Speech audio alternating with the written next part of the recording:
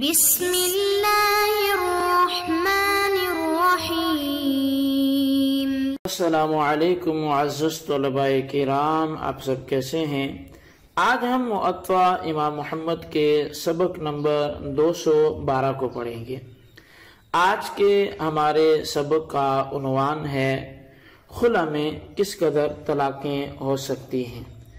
اب خلا میں طلاقیں کس قدر ہو سکتی ہیں، یہ ایک باب کا جو ہے وہ نام ہے جس کا ترجمہ ہے، جبکہ آج کے سبق میں ہم ایک دوسرا باب بھی پڑھیں گے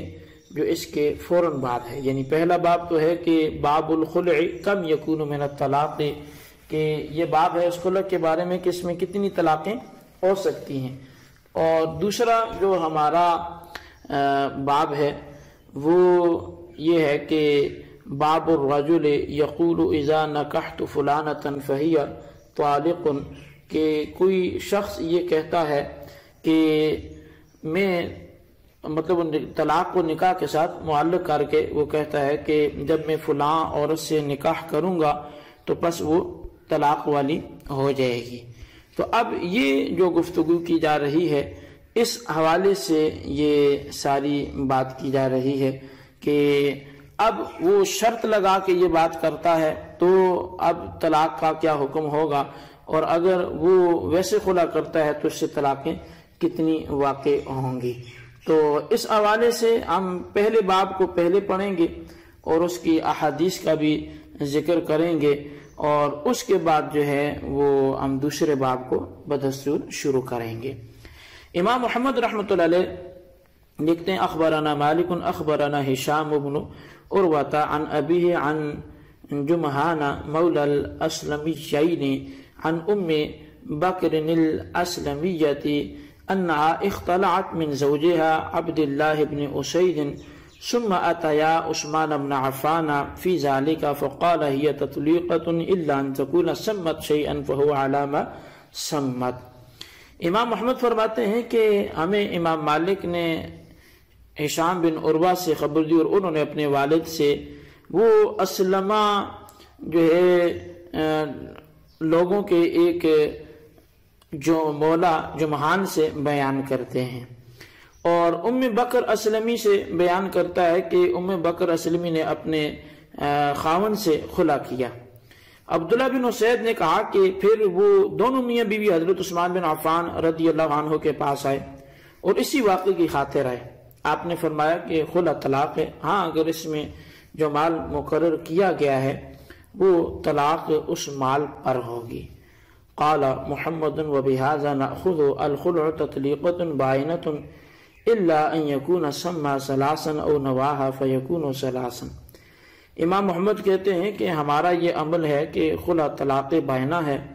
اور اگر 3 کی نیت کرے یا 3 کا نام لے تو پھر خلا 3 طلاقیں بن جائے گا۔ تو اب یہ خلا کے حوالے سے اس میں احناف اور شوافی کے درمیان اختلاف ہے۔ وہ یہ ہے کہ احناف کے نزدیک خلا طلاق بائنہ ہے اور شوافی اس کو فسخ نکاح کہتے ہیں، لہٰذا ہم احناف کے نزدیک خلا کے بعد طلاق واقع ہو سکتی ہے جس طرح طلاق بائنہ کے بعد طلاق ہو سکتی ہے۔ لیکن شافعی والمذہب حضرات چونکہ اسے فسخ عقد کہتے ہیں، اس لیے ان کے نزدیک جب نکاح ہی ختم ہو گیا تو اب طلاق کا محل نہ رہا۔ اس اختلاف کی تفصیل امام سرخسی نے وہ کچھ یوں بیان فرمائی ہے، اور فرماتے ہیں کہ ہمارے نزدیک خلا طلاق بائنہ ہے، اور امام شافعی کے قول کے مطابق یہ فسخ نکاح ہے۔ امام شافعی رحمۃ اللہ علیہ آپ اسی کو جو اس بات کو حضرت عبداللہ بن عباس رضی اللہ تعالی عنہما سے روایت کرتے ہیں، اور آپ یہ روایت کرتے ہیں کہ حضرت عبداللہ بن عباس رضی اللہ تعالیٰ عنہما جو اپنا ان کا جو قول ہے وہ امام شافعی اپنے لیے دلیل بناتے ہیں، اور ایک قول یہ بھی ملتا ہے امام شافعی رضی اللہ عنہ کے حوالے سے کہ انہوں نے تمام صحابہ کرام کے قول کی طرف رجوع بھی کر لیا تھا۔ تو امام شافعی فرماتے ہیں کہ اللہ تعالیٰ نے فرمایا الطلاق مرتان، کہ طلاق میں 2 ہیں۔ اس کے بعد اللہ تعالیٰ نے خلا کا ذکر فرمایا، فإن طلقها فلا تحل له، یہ جو پوری آیت ہے گویا الطلاق مرتان فإن طلقها کے دوران جو مسئلہ اللہ تعالیٰ نے ذکر فرمایا اس کا ان دونوں سے کوئی تعلق نہ ہونے کی بنا پر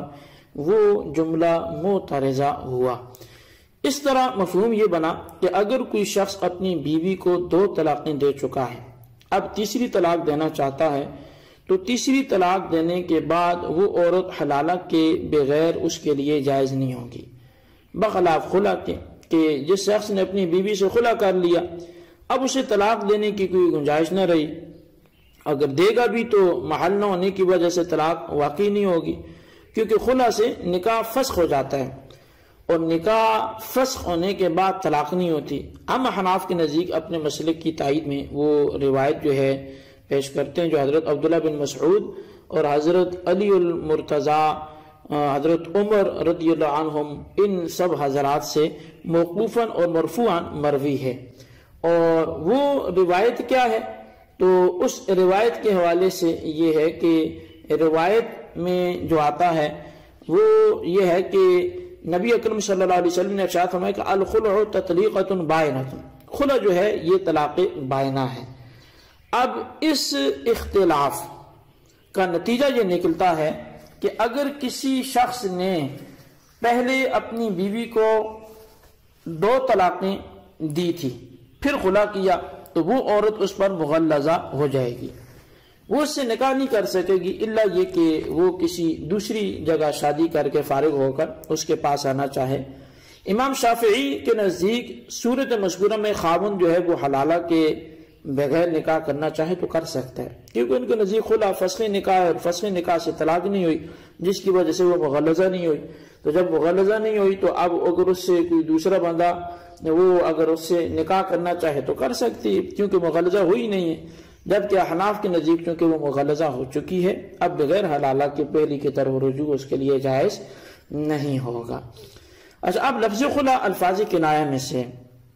اس لیے اسے بولنے والے کی مراد معلوم کرنا پڑے گی، جو قائل کی مراد ہوگی وہی معتبر ہوگی، جیسے کہ المبسوط میں اس حوالے سے مذکور ہے کہ کیونکہ لفظ خلا الفاظ کنایہ کی طرح ہے، اور یہ المبسوط میں لکھا ہے کہ یہ بیان ہو چکا کہ ان الفاظ میں 3 طلاقوں کی نیت کرنے کی گنجائش ہوتی ہے، لہٰذا وَكَذَلِكَ فِي الْخُلْعِ، خلع میں بھی اس چیز کی گنجائش ہوگی۔ اسی بات کو امام محمد نے معطا کی مذکورہ روایت میں حضرت عثمان غنی رضی اللہ عنہ سے بیان فرمایا کہ ایک طلاق ہے اور اگر کوئی شخص یہ لفظ بول کر 2 یا 3 طلاقوں کی نیت کرتا ہے تو وہ اتنی ہی واقع ہوگی جتنی اس نے نیت کی، اور اس کی وضاحت گزر چکی ہے۔ تو لہٰذا حاصل کلام یہ نکلا کہ خلا میں بھی کیونکہ یہ لفظ کنایہ ہے تو بائنہ طلاق کی طرح 1 سے لے کر 3 تک جتنی کی بندہ نیت کرے گا اتنی طلاقیں واقع ہو سکتی ہیں۔ اچھا، اب ہم بڑھتے ہیں اپنے دوسرے باب کی طرف، دوسرے چیپٹر کی طرف، اور جو ہمارا دوسرا باب ہے تو وہ ہے کہ باب الرجل یقول اذا نکحت فلانۃ فہی طالق، کہ آدمی یہ کہتا ہے کہ میں جب فلاں سے نکاح کروں گا تو پھر وہ طلاق والی ہوگی۔ تو اس حوالے سے امام محمد لکھنے اخبرنا مالک اخبرنا مجبر عن عبد الله بن عمر انه كان يقول اذا قال الرجل اذا نكحت فلانة فهي طالق فهي كذلك اذا نكحها وان كان طلقها واحدة او 2 او 3 فهو كما قال محمد وبهذا ناخذ وهو قول ابي حنيفة رحمۃ اللہ علیہ۔ امام محمد فرماتے ہیں کہ ہمیں امام مالک نے خبر دی کہ ہمیں مجبر نے حضرت ابن عمر رضی اللہ عنہما سے بتایا، وہ فرمایا کرتے تھے کہ جب کوئی شخص یوں کہتا ہے کہ میں جب فلاں عورت سے نکاح کروں وہ طلاق والی ہے تو وہ واقعی متعلقہ ہو جائے گی جب وہ اس سے نکاح کرے گا، اور اگر اس نے اس عورت کو 1 طلاق یا 2 یا 3 طلاقیں معلق کر کے دی تو وہ جیسے کہے گا ویسے ہی طلاق ہو جائے گی۔ امام محمد کہتے ہیں کہ ہمارا بھی یہی مسلک ہے اور امام اعظم امام ابو حنیفہ کا بھی یہی قول ہے۔ اخبرنا مالک عن سعید بن عمرو بن سلیم الزراقی عن القاسم بن محمد ان رجلا سأل عمر بن الخطاب رضی اللہ عنہ فقال انی قلت ان تزوجت فلانة فهي علی كظهر امی قال ان تزوجتها ان تزوجتها فلا تقربها حتى تکفر۔ امام محمد فرماتے ہیں کہ ہمیں امام مالک نے خبر دی کہ سعید بن عمر بن سلیم زرقی نے قاسم بن محمد سے بتایا کہ ایک شخص نے حضرت عمر بن خطاب سے دریافت کیا کہ میں نے یوں کہہ رکھا ہے کہ اگر میں فلاں عورت سے شادی کروں گا تو وہ مجھ پر یوں ہے جیسے کہ میری والدہ کی پشت ہے۔ تو حضرت عمر رضی اللہ تعالیٰ عنہ نے فرمایا کہ اگر تو اس سے شادی کر لے تو اس کے قریب مت جانا جب تک کہ تو کفارہ ادا نہ کر لے۔ قال محمد وبهذا نأخذ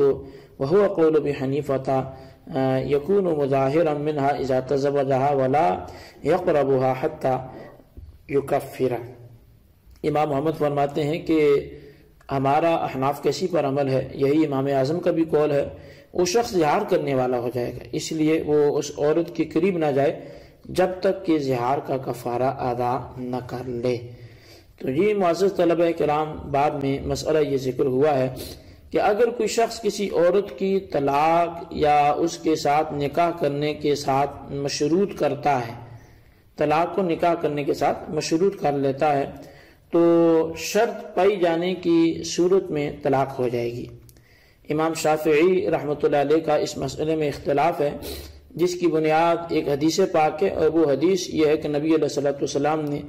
ارشاد فرمایا کہ لا طلاق الا بعد النکاح ولا عتق قبل الملک، یعنی طلاق صرف نکاح کے بعد ہے اور ملکیت لونڈی غلام سے جو ہے وہ پہلے ہے، یا ملکیت سے قبل غلام یا لونڈی کو آزاد کرنا یہ درست نہیں ہے۔ اب مصنف ابن ابی شیبہ کی یہ روایت ہے جو امام شافعی جس سے استدلال کرتے ہیں، لہٰذا آپ صلی اللہ علیہ وسلم کے ارشاد کے پیش نظر نکاح سے قبل طلاق اور ملک سے قبل عتاق لغو ہے، کیونکہ ابھی عورت نکاح میں آئی ہی نہیں تو اس کو طلاق دینے کا معاملہ ہی غلط ہے۔ لیکن احناف کے نزدیک طلاق اور عتاق کو اگر ملک کی طرف مضاف منسوب کیا جائے تو ایسا کرنا درست ہے، لہٰذا جب ملکیت آئے گی تو طلاق و عتاق تبھی واقع ہوں گی، لیکن وہ شرط ان کی یہی والی اسی پر موقوف رہیں گی۔ تو بہرحال یہ ہمارا آج کا سبق تھا، اس کو آپ اچھی طرح سمجھیں، اس کے خلاصے کو اپنے رجسٹر پر ضرور لکھیں۔ اللہ تبارک و تعالیٰ سے دعا کرتے ہیں جو ہم نے پڑھا سنا اسے یاد رکھنے کی توفیق نصیب فرمائے، آمین بجاہ نبی الامین صلی اللہ علیہ وسلم۔